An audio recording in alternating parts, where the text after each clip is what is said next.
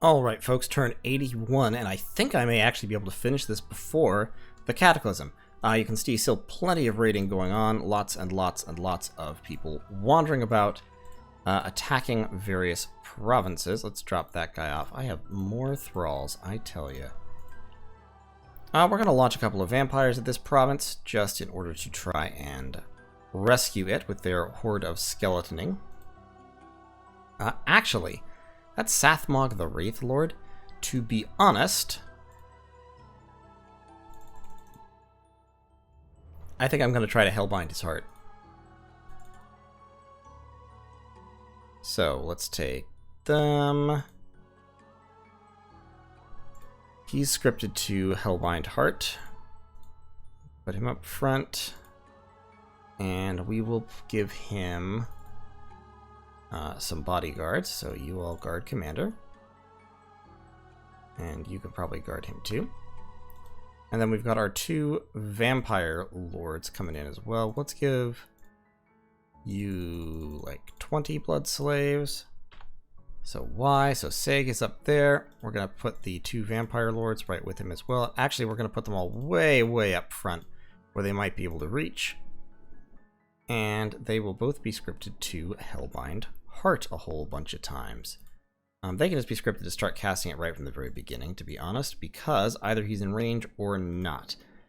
The other thing we can do is we can spam life for a life, which straight up kills a guy pretty much, since they're not inanimate. Hellbind Heart has range 30, which they should be able to reach him, hopefully. So, then we need to scroll down here. Uvatha. Nope, that's not the script. I had it saved. 1 second. Come here, you. Yep, that's the script I want. Give it to Uvatha. Give it to Zuruk.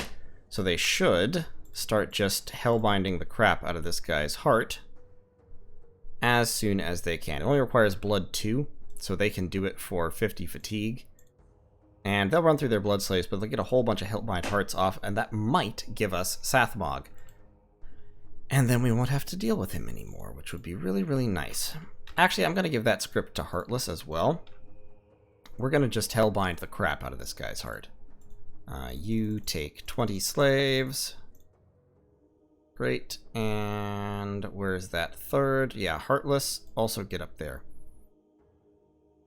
Okay, so, yeah, they should manage to hellbind him unless he's just not in range. In which case, of course, they won't, but won't be the worst thing in the world. We are sending... we've summoned Machakan, the Heliophagus. He has a Reaper effect, so he kills... It turns out I was wrong about Reaper. This explains why. Reaper 5 actually kills 2.5% of the population, and Reaper 10 actually kills 5% of the population every turn. I thought Bane Venom Charms were 10%. Maybe that got changed at some point. I could have sworn they were just straight up 10% of the population. But in any case, since he is a death caster, Machakan can summon vampires if you don't have another way to summon vampires, so you can always break into vampires with blood 8. He can cast Invulnerability and Soul Vortex and then attack rear, which makes him kind of terrifying. And a Maimon, of course, has Phoenix Pyre and Fire Shield. Now, a Maimon does not have... A Maimon has Regeneration, and Machakan does not, but Machakan is fatigue neutral and has Soul Vortex, which will effectively regenerate him against living foes. Now, actually, the one thing I have to double check. Yeah, that should work on ghosts. It doesn't work on skeletons, but I think it works on ghosts. Argator is just still sieging this place. Just like standing here all mute and shit, besieging the place. We're moving around, so I've claimed this throne this turn with Irminsul. Irminsul, stop dropping your orders, please. You need to teleport right up there into Jabal Kish. So, Irminsul has claimed this throne, my prophet has claimed another throne. Irminsul is going to teleport up to Jabal Kish and drop Darkness in support of my giant skeleton army, which will also be Army of Leaded. That should enable them to fight their way into the fort. Meanwhile, my prophet has claimed this throne, and he, since he has these boots on, and thus has map move 25, can actually sneak through 2 provinces. So I think he should be able to hit Thodaz next turn, turn 82, just as Irminsul helps with the storming of Jabal Kish. And Mechlon's capital has been besieged by barbarians, so they can't stop me no matter what their army is that they have gathered. I'm taking that castle this turn, this palisade rather, this city palisade. We're attacking Javalkish this turn. Over here, I'm casting some mechanical men, and to be honest, all I have to do is hold this place. Like, beyond that, it's fine. There is no other problem. So, as long as nothing awful happens to me in the next 2 turns, I'll be fine. Pedosian has regenerated all of his wounds. He is still a flesh eater, but he is going to break free with his new lead shield again, so his magic resistance is back up to 27. They've continued to try to cast Vengeance of the Dead on him, but it hasn't taken yet, which is good, because if it actually took, I think he would die. And I'd be super, super sad. What I'm going to do is... They're ethereal is the thing. Like, there's no realistic way he can kill 1,400 ethereal undead, except with, like, battlefield clears. And to be honest, I think even battlefield clears won't really do it. Like, I'm trying to think of a battlefield clear that would do it, and I can't. Earthquake won't do it. Bloodletting he can't cast. He could cast Hell Power, which would be a little bit hilarious. Because Horrors probably also can't kill him. Does Hell Power work in the Magic Nightmare? That's an interesting question. Ill-Earths wouldn't work great either because they are ethereal. Harm would do it. I think they may be inanimate. Leech would just kill 1 square per turn, which just isn't worth it. Banish Demon. So you see my problem. There's nothing that will do the job. Potentially Maws of the Earth, but I don't know. I'm just gonna give him a bunch of Earth Gems, because like losing a bunch of Earth Gems really doesn't matter, and hope for the best.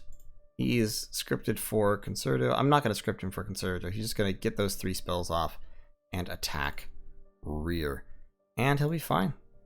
Honestly, it shouldn't be a problem, unless he gets hit by that spell, in which case he'll die. But losing him at this point won't lose me the game. They pretty much have to intercept me before I can reach the thrones in order to win the game at this point, since I've got Wizards' Towers or Citadels of Power on all those thrones. So, I think I've won this one. I think I have. So in any case, that's turn 81, and I will see you all in turn 82, and we'll see how it's going. Alright, ladies and gentlemen, it is turn 82, 2 turns before the Cataclysm, and I think we've done it. So the major news this turn, there was a battle in Javalkish, and notice this is Therados. Yes, Therados attempted to reenact the drop pod assault that Baratos unleashed on me in Once More Into the Breach, but unfortunately for him, he didn't quite have the power to pull it off. So you can see all these guys are damaged. He must have used oh no, I've forgotten the name of the spell. You know the spell I'm talking about. He took Because Good Scales Are Good, who has 6 death because he's carrying a skull staff and a skull face, and jumped him in with this whole army and a whole bunch of astral and death gems. On my side, of course, I have over 400 skeletons and Irminsul the Master Enchanter, as well as Medema the Black Witch, just for fun, and my Warrior Smiths scattered in amongst here. So, Because Good Scales Are Good, it's so irritating to me that I can't remember that spell. So I cast Darkness, and this is actually hilarious and sad, because I didn't need Darkness in this battle, since all these guys are undead, and Irminsul took damage from excess fatigue in casting Darkness, because I guess I forgot to give him a death booster, and he feeble-minded himself. Sort of hilarious. So yes, he's feeble-minded now. But he got the Darkness cast off, and then we cast Army of Lead.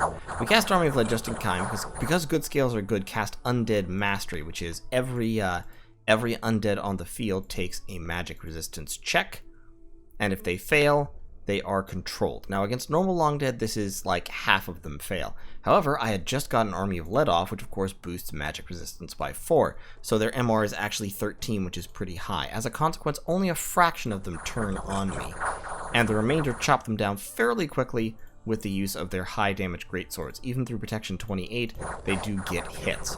So, the skeletons are fighting. Meanwhile, over here, these long dead horsemen, the hoplites can't hurt them, because they have 13 damage, and the long dead horsemen have prot 25. So even with the piercing, they're not doing damage hardly ever, and so the long dead horsemen are just very slowly whittling them down. In the back, my skeletons are advancing. We finally cleared out most of the traitors. He casts Undead Mastery again, and we have to stop to kill some more traitors. But the enemy hoplites are routing, the spectral hoplites, terrified by the sight of the oncoming hordes of skeletons, and my undead swarm around because good skills are good, and stab him to death.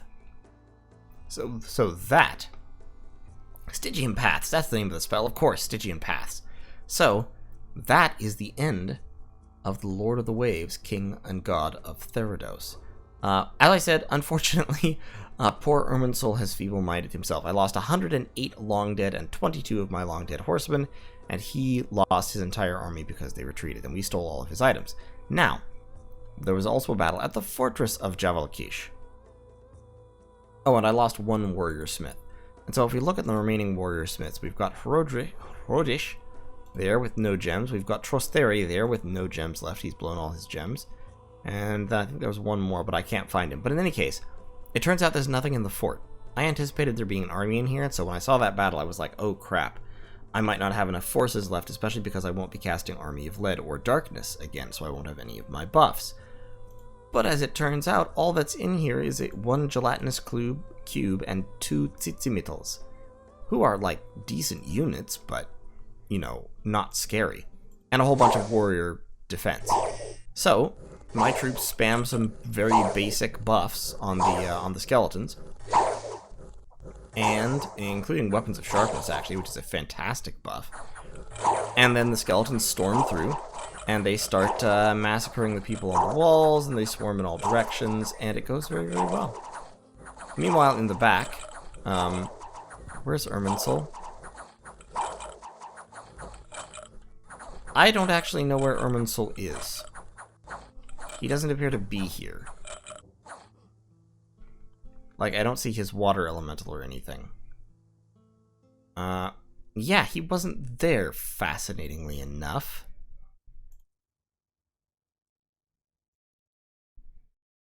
Even though he didn't retreat. So I don't know what's up with that, but the end result is also we took this fortress in Wesh. But the end result was, here we are, and we took the place, and we took the fortress, and Irminsul is going to claim the throne. Also, my prophet is right here, sneaking by, and he is going to reach Thodaz next turn and claim the throne. And I don't believe there's any way to stop that, but Gizel is going to move and patrol with his enormous strength. He's going to move and patrol so that he can stop them from temporarily, like, desperately trying to besiege the fort or something. And yeah, I think we're good. I'm moving this army back. The army is actually trying to reach the fort itself in Thodaz. But yeah, so next turn, so I'm claiming this throne this turn, which Irminsul can do even though he's feeble-minded and so has no magic. This is one of those afflictions that's like impossible to get rid of. It is incredibly annoying. You have to have a healer unit in order to get rid of it. And beyond that, there were lots of skirmishes, lots of raiding. There was fighting in Bycliffe, there was fighting in lots of other provinces. We besieged Baratos and freed up Dubros. We were besieged in Hinnom by Amelia that killed our province defense. In Land of Plenty, we wiped that out. In Eagle Reach Mountains, we were beaten. In Nidian Range, our one Wraith Lord ran into 2 Wraith Lords. Uftrak and Kudlik, 2 of the ones that have been fighting me this whole time. And so it was we had a Wraith Lord skeleton off, and of course I lost because I had half the skeleton generation. And so my skeletons were overwhelmed. So sad. So very, very sad. But in any case, Argator the Wraith Lord died, and maybe he healed?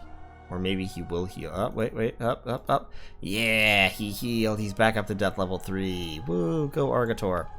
So in any case, but yeah, I think that's basically the game. Mabakiel and Amaimon are besieging Centania, which they don't actually need to do. We're gonna siege down both of these forts real quick. We've got Mastema there. I believe that's 3 of the 4 Heliophagi. I don't quite have enough blood slaves to summon the 4th one, which would be a little bit hilarious because my blood economy is basically gone at this point, but I don't really need it. So yeah, I believe that's going to be the end of the game. Next turn, I will claim the final throne. Turn 83, and then turn 84, just as the Cataclysm begins, should be the declaration of my victory. Unless I've misinterpreted how the Cataclysm works and they actually attack and destroy a throne on turn 84? Which I hope to God they don't do, but I just don't know. But in any case, thanks for watching, and I will see you all next turn for the, hopefully for the last turn of the game, and then the wrap-up. Take care. Alright, folks, this one's going to be brief. It is turn 83, and we are in position. Our prophet, Halo, is claiming the last throne necessary, the throne of life, in order to win the game. And I don't actually know whether the demon attacks are going to start next turn. If we look at unexpected events, mysterious cult, severe famine, a worldwide event. The moon has turned red and magic is permeating the world. Astrologers and other wise men are most worried about these bad omens. So magic has gone up, unrest has increased, and units have been randomly horror marked all over the world. The only thing that matters is that we claim this throne and have 5 thrones at the end of the game. At the end of the turn, rather. We have 10, we need 10 points. Right now we have 8. If we get the Throne of Life, we win. That's it. No take-backsies. So, I am doing all I can to defend the thrones against potential Doom Horror attacks next turn. My Heliophagi are moving into throne provinces and patrolling. Up here I have an army with Army of Lead patrolling. I also have Bessa moving in. I've got vampires moving in. I've got one of the Heliophagi, Mastema, is moving in. Down here I've got those Heliophagi. Down here I've got the whole damn skeleton army patrolling with Army of Lead on them. I don't know how well that'll work against Doom Horrors. Down here I have the Soulslay Communion of the Apocalypse. 16 slaves, Light of the Northern Star, Power of the Sphere, various defensive buffs, and then a lot of mages just spamming Soulslay as hard as possible. In an effort to... In fact, I could probably just take these buffs off. I could probably just start spamming Soulslay immediately. But Light of the Northern Star will take some time to cast anyway, so... You know. So I've got every single one of my sages. My research, well, I thought I'd tanked my research, but actually my research is still 1,500 a month. Why is my research still 1,500 a month? When I'm moving all of my sages, I guess it's mainly coming from this province here and places. I have a lot of mages, is my point. And nothing else matters. Nothing else matters except taking that one throne. So I'm not even bothering to make special moves, or I'm not even dealing with my blood slaves, hardly. I mean, I guess I'll put those in there. I mean, I guess I should. Just in case something goes wrong and the game has to continue. But, I mean, my blood economy is in shambles. I don't exactly have a blood economy at this point. Funnily enough, Therados' dominion has entirely pushed my dominion out of my own capital. At this point, my dominion is centered around the Throne of Water. But really, it doesn't matter. Therados is gathering another huge army over here with another Telkine. Up here, with their god dead from their attempt to assassinate Irminsul over here, their successful feeble-minded, or rather he feeble-minded himself. Shh! We don't talk about that. With their god dead, Therados can't stop me. No one can stop me at this point, except Doom Horrors. Things that could stop me. Besides Doom Horrors, nothing. At this point, it is physically impossible, even if Niflheim were to magically teleport huge armies onto every single one of my throne forts and break the forts this turn, it still wouldn't stop me because Halo would still claim. And as soon as he claimed, I would win. So all that can stop me is if a Doom Horror happens to land on one of my thrones and eats it this turn.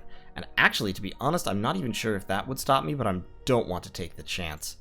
When Doom Horrors eat a throne, the ascension points required to become a god go down. And I don't know if they go down exactly by as many as you lose, but if they go down, I probably win anyway, because I'll still have 4 thrones. I'll still have 8 points. I'm rambling a little bit. In any case, this is a little bit tense. So, I'll see you in turn 84. Alright, folks, turn 84 of Accidental Ascension. The entire sky has turned red, and the barrier that separates the horrors of the void from this world is growing thinner, but we have claimed the throne of life in the name of Irminsul, the sovereign of sin, god of terror, and that is the game. Irminsul, the god of Ulm, has achieved final victory and reigns supreme over the cosmos as the Pantocrator. Wow, that was I think this was the longest game I've ever played.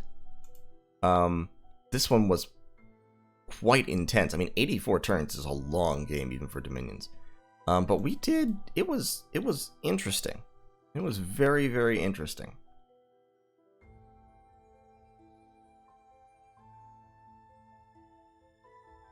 I wonder why this keeps saying Atlantis was conquered by Atlantis right here. This is clearly glitched out. I was curious to see when Therados had taken it.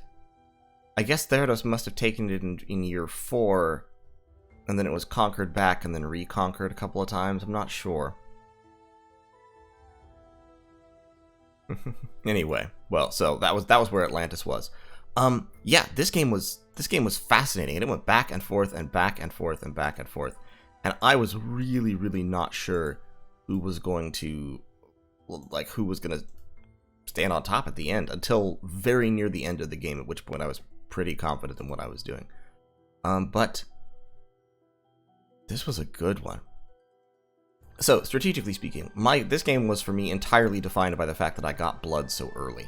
And having blood tends to do that to you. Because I had blood, I was able to summon all these vampire lords. I was able to summon my super combatants, Pidocion and the Heliophagi.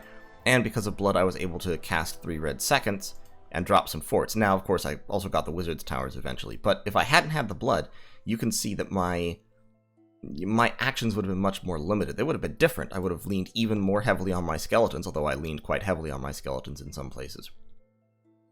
And I would have had to lean much more heavily on my randoms, as opposed to just focusing on earth magic as well as the blood.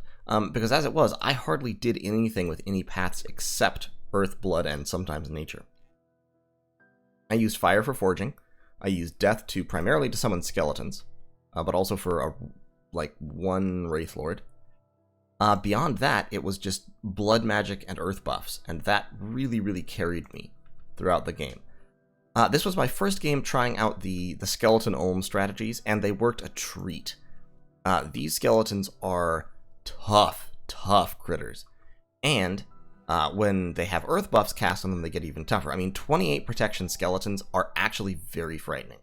Because they're, the thing that makes skeletons easy to deal with is that they're very easy to kill. You hit them with magic, or you hit them with AoE attacks, or archery, or... Well, I mean, they have pierce resistance, but even so, actually, archery can usually deal with them because their HP is also half of what it should be. So really, arrows just have, normal effect on them. But Ulm skeletons are already tougher than most with the Protection 16. When you drop Marble Warriors or Army of Lead or something and kick them up to, 24 or 28, or, some really high protection level, now their low HP barely matters because most people can't hurt them, and they get many, many turns to make use of their high-quality, high-damage attack. Then you drop Strength of Giants or something on them. Basically what I'm saying is, Ulm is in a unique position to take, or not quite unique, but a very solid position to take advantage of units like this. And so it's fantastic that they have them. So, I mean, I want to say I summoned probably 1,000 skeletons or more throughout the course of the game. Finding the statue of the sitting god was honestly hugely important. Because, of course, that cut 1 gem off each and every one of my skeleton summon casts. And I cast that spell probably 100 times or more. I mean, literally, if we look down here, yeah, and this isn't even counting all the skeletons I've lost over the course of the game, but I've got 70 here, I've got 60 here, 130, over here I've got 70, 200, plus we can scroll all the way down past my Soul Slay Communion, 235, 280 or so. Then up here I've got many, like 500 or something. A lot of skeletons. You get my point. I summoned a lot of skeletons, and a lot of my skeletons were killed fighting Hinnom. I lost some fighting Mechlin. I lost quite a few fighting Therados. Those skeletons provided a lot of bulk to my armies, which was very, very useful. Having, of course, the Earthblood Deepwell and Riches from Beneath up. Riches from Beneath helped keep my income positive. There were several turns there where I was afraid that my income was actually going to go negative, and my troops were going to start to desert, just because my blood hunting ruined a number of my provinces. Like, this province had like 8,000 population before I started blood hunting it. This province had well over 6,000. That province had more than 6,000. This province had 5,000 or so. So did that province. I blood hunted. I didn't blood hunt anything like as hard as like a real solid blood nation would have, but I blood hunted pretty assiduously when I could. And of course I was also hurt by being next to Therados with their death scales, and Hinnom with their death scales. I was squished in between two death scale nations and didn't even know it until part of the way through the game. But this was a good game. Thank you so much to everybody who played.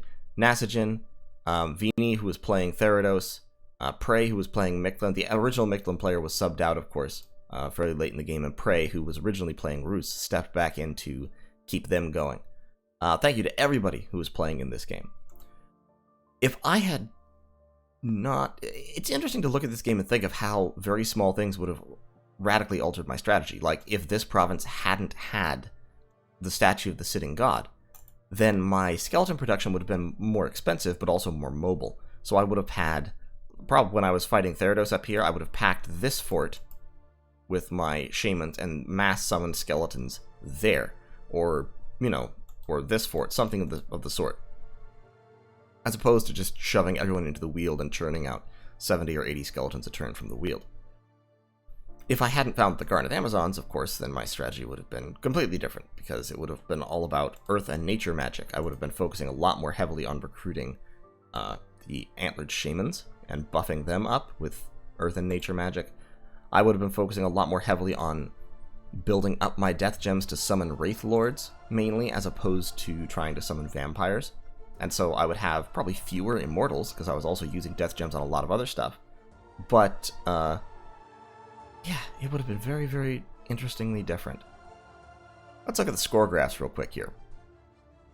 So, in terms of provinces, you can see I am the light blue line there. So you can see Niflheim actually took a real early lead in provinces. They must have had like an Awake Expander or something. I was pretty middle of the road for a while. I actually dipped down here. I hit number 1. I think that's after killing Hinnom. And then more or less continued along. But you can see this up and down effect. That's Therados and me fighting. That's Ghost War 1 going on. And we just keep trading provinces back and forth, back and forth, back and forth. Until eventually we get to this point, which is when I start moving my armies out to attack Mechlin. And attacking Mechlin, my province count shot up. And then I actually started to go down by the end of the game as Therados stepped up the raiding at me. But of course, by that point, it was too late. Fort-wise, Therados took a very early lead in forts. I didn't even notice this, but they had many, many forts, and they never gave up that lead. This is while they were fighting Atlantis underwater. Atlantis' high point was right here, so it was actually fairly recently that Atlantis was finally wiped out. That was their last fort on land, actually. They'd been pushed out of the water entirely by that time. Can I also just say, I was surprised by how effectively Therados destroyed Atlantis. I would have expected that underwater Atlantis would have an edge, because basically Atlantis has tons of water magic and they can summon many, many water elementals. So I guess water elementals aren't great at fighting ghosts, since ghosts are all ethereal and water elementals don't have magic attacks. Huh. Interesting. Not something I had really thought about.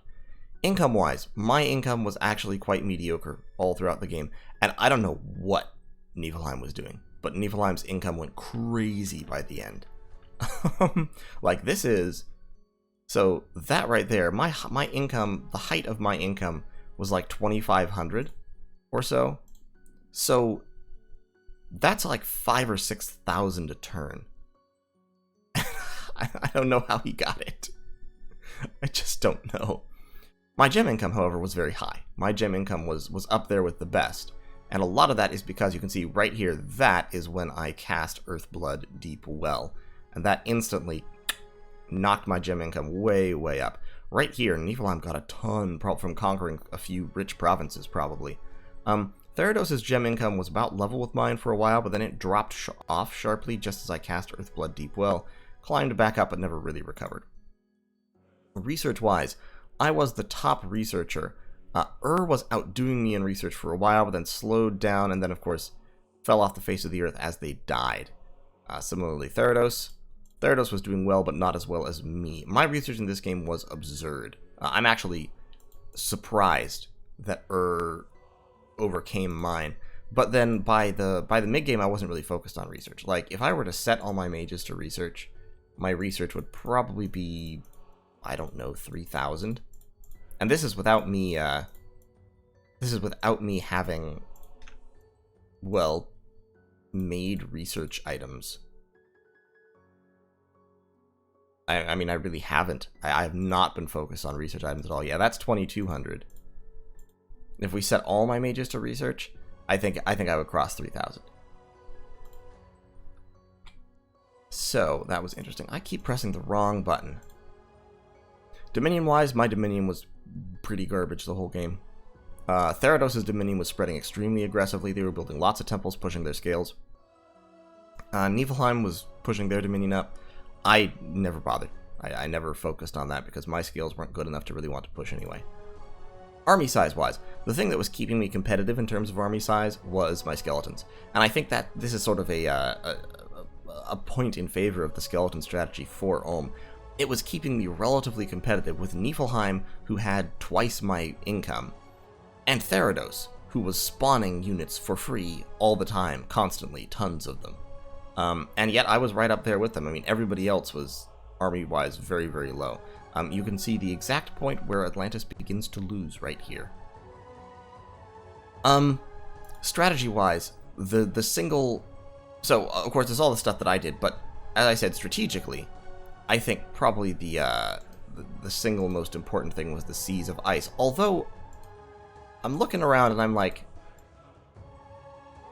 there's no troops.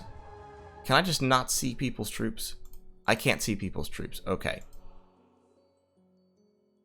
I'm gonna have to ask Vini, actually, if he was unable to, how he was moving troops, because I can't help but shake the feeling that he was moving ghosts onto land, because there's no way his land provinces were generating that many ghosts. Like, he must have been gatewaying them up or something. That's the only way I can think of to do that, through the Seas of Ice. I'll ask him. We'll find out. He must have been using transport spells of some kind. But in any case, if he was using transport spells, then the Seas of Ice were effectively a constant and very significant drain on his gem income, because they were forcing him to spend gems transporting troops instead of letting him use them in combat. Some of his underwater provinces tend to be very, very site-rich, so he has a lot of sites down here. Water gems, water gems. He has a lot of death gems, which is really good for him, and caves in the deep plus the monstrous conch. More caves in the deep, ridge of ice, gorge of glowing fish, charmed currents. Is the ridge of ice just one? Yeah, it's just one. So yeah, he had quite a lot of gem income, but not as much as me. Ooh, air gems from the diamond corals. That's pretty cool. Mainly because I had that plus 21 earth gems per turn, which is pretty huge. So in any case, thank you all so much for watching. I really enjoyed this game, and I hope you all really enjoyed this series. If you did like this, leave a like on the video. Tell YouTube what it is that you enjoy, so that it will direct more people to it, to make my numbers go up, because I love numbers going up. And if you really enjoyed watching what I do, consider subscribing consider supporting rather the Patreon. hopping on the Discord. We can chat about things, and as I've said, I will be setting up a game here, although probably by the time this video goes up, that game will have already started. And in fact, videos of it may be on the channel already, so scratch that. In any case, join the Patreon. We'll be doing some cool stuff on the Discord at some point here, and thanks so much for watching. I'll see you all in the next one.